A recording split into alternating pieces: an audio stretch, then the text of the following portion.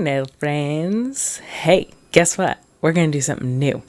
We are going to do an agate-inspired nail set today that is going to use some Madam Glam and some Blooming Gel, also from Madam Glam. Some CND colors. I'm already saying We are going to start with this base. This is Mama Bear, I believe.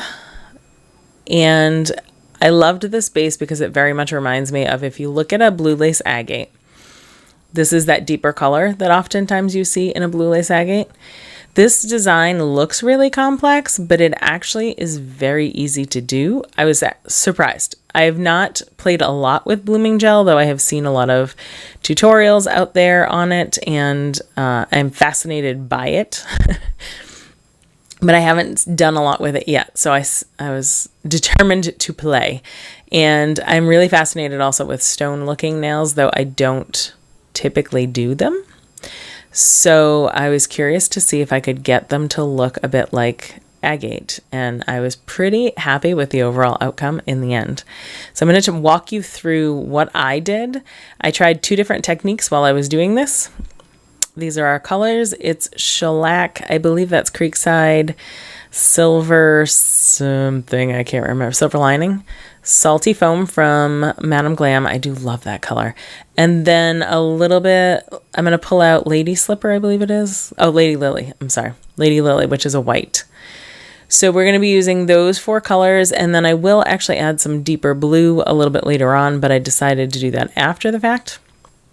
So the first technique I'm going to try is this sort of marbleized technique that I see frequently done. And I'm layering my colors. I'm not touching them, but you can see that they kind of run together after a minute or 2. I'm just getting them real close to each other. If you touch them to each other, it's not the end of the world. Most likely it'll kind of sink to the bottom of the bottle, but you don't really want to continue to mix them because obviously it'll change the color of your bottle of polish. So I'm going to start with this, and there's Madam Glam's Blooming Gel. I just got this in. I have another Blooming Gel, but I actually like the Madam Glam one better than my other one. I feel like the consistency is a little bit thicker, which means that the bloom takes a little longer, and that's okay, especially if you're looking for a particular type of look or you want to add more later, which you'll see me do.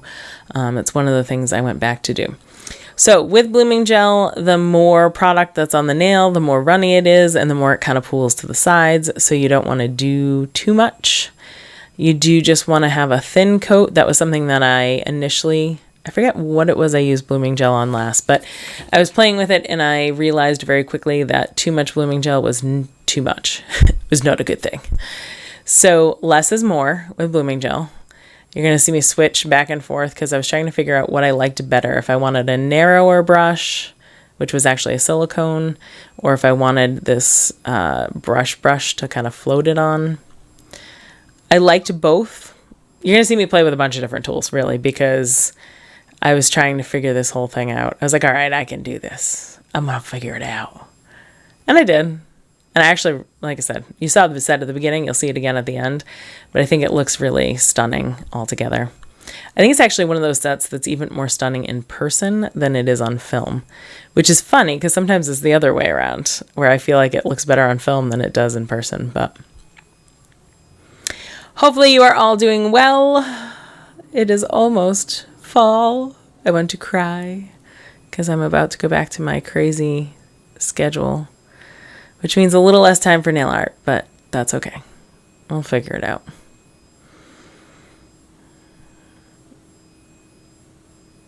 So you can see on this one, I have swirled my colors, and then I'm picking and choosing the parts that I want to bring out. So in some places I'm putting a little more blue, in some places I'm putting a little more white.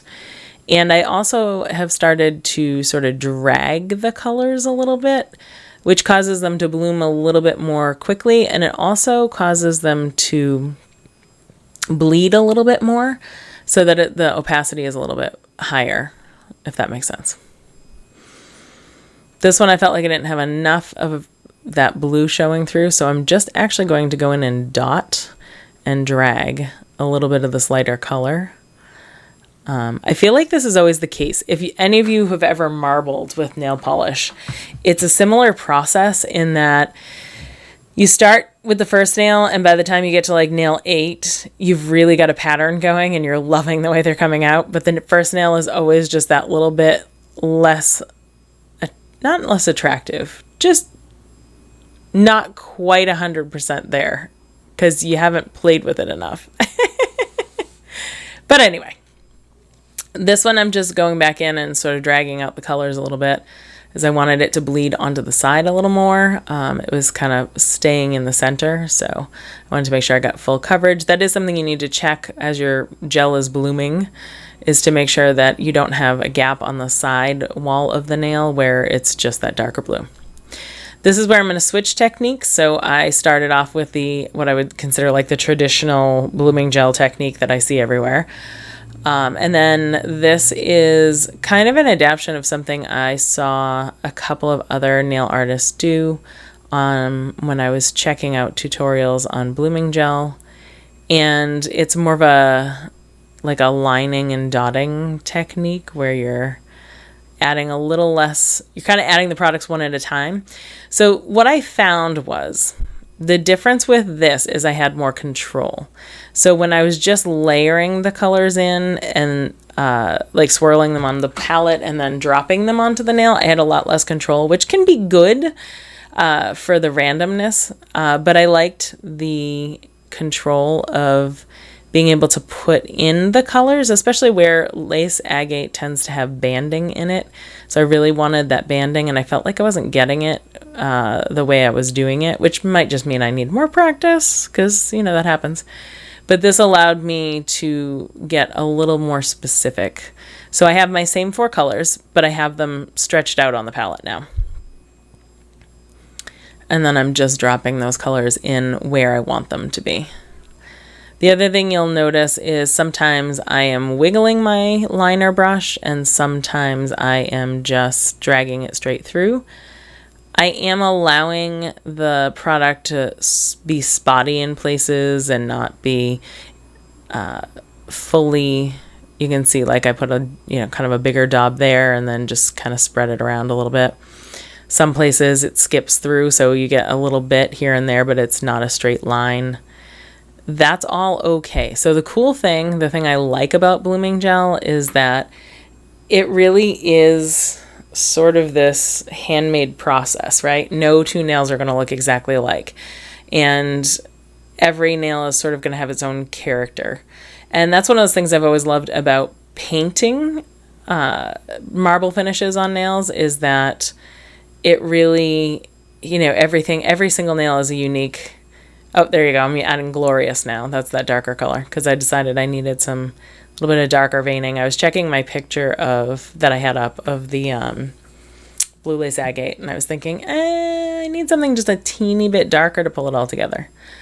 So that is what I did. I have not cured any of these nails yet. These nails are still waiting to be cured. I'm just watching them as I'm working on the next nail and the next nail to see when I feel like we're ready to go. You'll also notice that I only put blooming gel on when I'm about to start applying it. That's super handy at the salon as well, because if you're working on a client, you may have nails that bloom faster and nails that bloom slower. And of course, your client's fingers are all going under the light. Even if they're trying to pull their fingers out of the light, it's not really going to work so well. So having the option of not curing a nail or 2, but not having blooming gel on the others is very helpful, because you're not partway through your process of blooming and freezing it on accident. Or the other side of that is you don't have blooming gel that you're now wasting because you've put blooming gel on and now it's cured. So I do recommend doing a nail or 2 at a time, and when the blooming is, where you want it to be, stopping and then freezing those nails if you need to. I didn't have too much trouble with this. I worked for about 15 minutes, completed the whole set, and then put the whole set in to be cured.